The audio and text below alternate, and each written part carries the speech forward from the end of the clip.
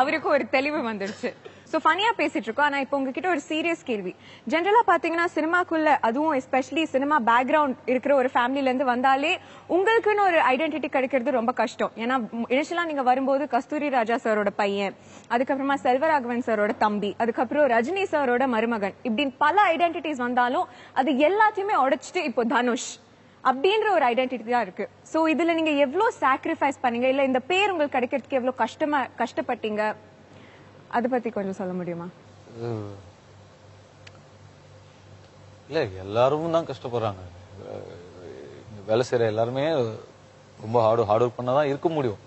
இன்னைக்கு இருக்கிற exposure level வந்து ரொம்ப ஜாஸ்தி. ஒரு நாளைக்கு டிவில 10 படம் 15 படம், அது இல்லாம ஒரு 50 சீரியல் போகுது. எல்லாத்தையும் தாண்டி வெளியே வந்து ஜனங்க படம் பார்க்கணும்.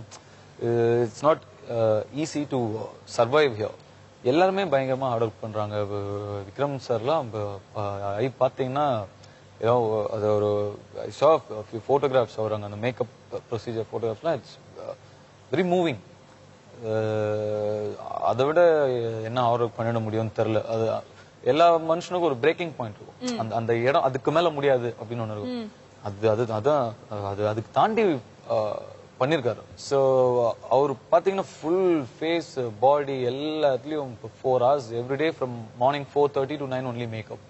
அப்போ 9 o'clock தான் ஷார்ட்டுக்கு வர முடியும் அவரால். அந்த மாதிரி ஒரு மனநிலையோட காலையில எந்திரிக்கிறது கொடூரமான ஒரு விஷயம். டெய்லி ஒரு நாள் 2 நாள் எவ்வளவு தெரியல, எத்தனை நாள், மினிமம் ஒரு 50-60 நாளாவது இருந்திருக்கும்னு நினைக்கிறேன்.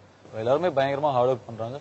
பண்ணாதான் இப்ப இங்க இருக்க முடியும். ஒரு டாப் பொசிஷன்ல இருக்கிற ஒரு actor, I am sure Vikram sir வந்து ரொம்ப நிறைய உழைச்சிருக்காரு and very good hard work எல்லாம் போட்டிருக்காரு. But for someone to be in the same position, இவ்ளோ அவரை பத்தி பேசுறது வந்து is a very admirable quality.